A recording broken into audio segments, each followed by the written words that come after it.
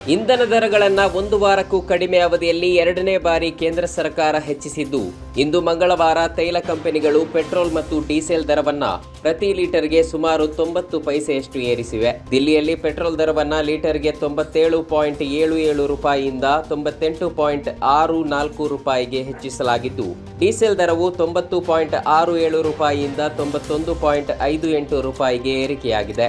ಇದಕ್ಕೂ ಮೊದಲು ಮೇ 15ರಂದು ಲೀಟರ್ಗೆ 3 ರೂಪಾಯಿ ದರ ಏರಿಕೆ ಮಾಡಲಾಗಿತ್ತು. ಕೊಡಗಿನ ಪ್ರಸಿದ್ಧ ಪ್ರವಾಸಿ ತಾಣ ಹಾಗೂ ಸಾಕಾನೆ ಶಿಬಿರ ದುಬಾರೆಯಲ್ಲಿ ನಿನ್ನೆ ಸಾಕಾನೆಗಳ ನಡುವೆ ನಡೆದ ಭೀಕರ ಕಾದಾಟದಲ್ಲಿ ತೀವ್ರವಾಗಿ ಗಾಯಗೊಂಡಿದ್ದ ಮಾರ್ತಾಂಡ ಆನೆಯು ಮಂಗಳವಾರ ಚಿಕಿತ್ಸೆ ಫಲಕಾರಿಯಾಗದೆ ಕೊನೆಯುಸಿರೆಳೆದಿದೆ.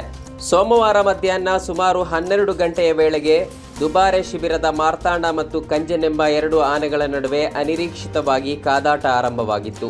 ವಿವಿಧ ಬೇಡಿಕೆಗಳ ಈಡೇರಿಕೆಗೆ ಆಗ್ರಹಿಸಿ ಸಾರಿಗೆ ನೌಕರರು ಮೇ 20ರಿಂದ ಅನಿರ್ದಿಷ್ಟಾವಧಿ ಮುಷ್ಕರಕ್ಕೆ ಕರೆ ನೀಡಿದ್ದು, ಈ ಹಿನ್ನೆಲೆಯಲ್ಲಿ ಬುಧವಾರದಿಂದ ಬಿಎಂಟಿಸಿ ಮತ್ತು ಕೆಎಸ್ಆರ್ಟಿಸಿ ಸೇರಿದಂತೆ ರಾಜ್ಯದ 4 ಸಾರಿಗೆ ನಿಗಮಗಳ ಬಸ್ ಸೇವೆ ಸ್ಥಗಿತಗೊಳ್ಳಲಿದೆ.